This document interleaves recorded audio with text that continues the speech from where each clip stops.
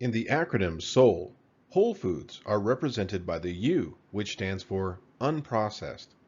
Whole food is defined as the food that has been processed or refined as little as possible and is free from additives or other artificial substances.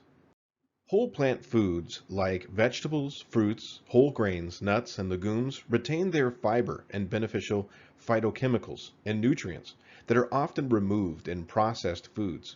Fresh fish and pasteurized raised meat and poultry are also considered whole foods. Many of these whole foods can be found at the perimeter of the grocery store.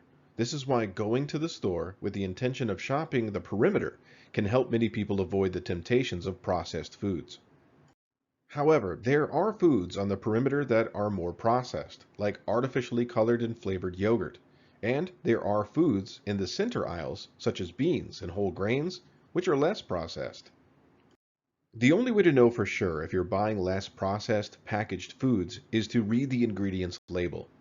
Do your best to avoid artificial colors, flavors, and sweeteners. Avoid preservatives such as BHA, BHT, sulfites, and nitrites. Look for foods that have as few ingredients as possible. For example, some people only buy pre-packaged foods with 5 or fewer ingredients. Other people set a rule for themselves that all ingredients must be real and recognizable.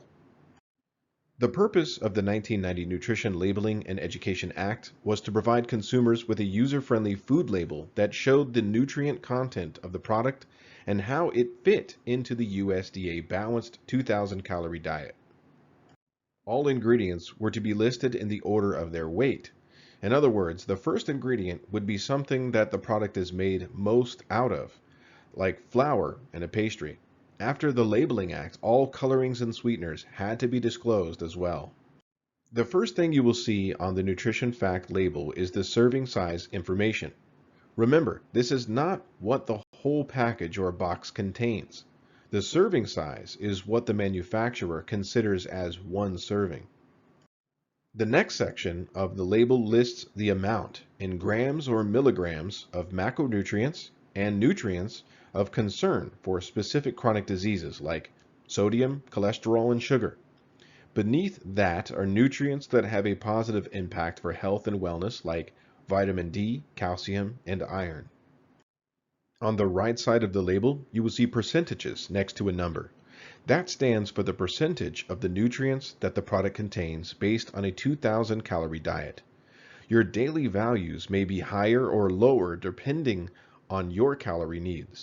Often the serving size is represented in measurements such as cups, pieces, teaspoons, or tablespoons, etc.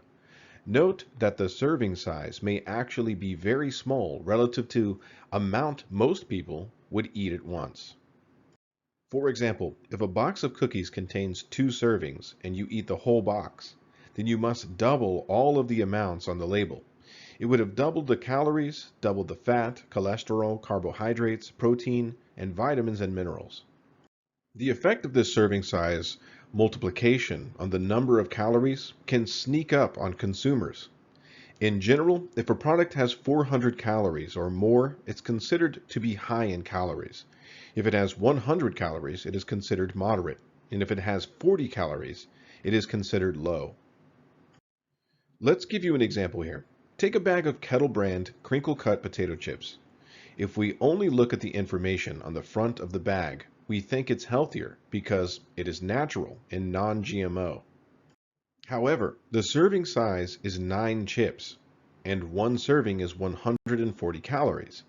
If you eat an entire 14-ounce bag, you've almost reached your total recommended daily caloric intake. See how confusing this can be for the average consumer?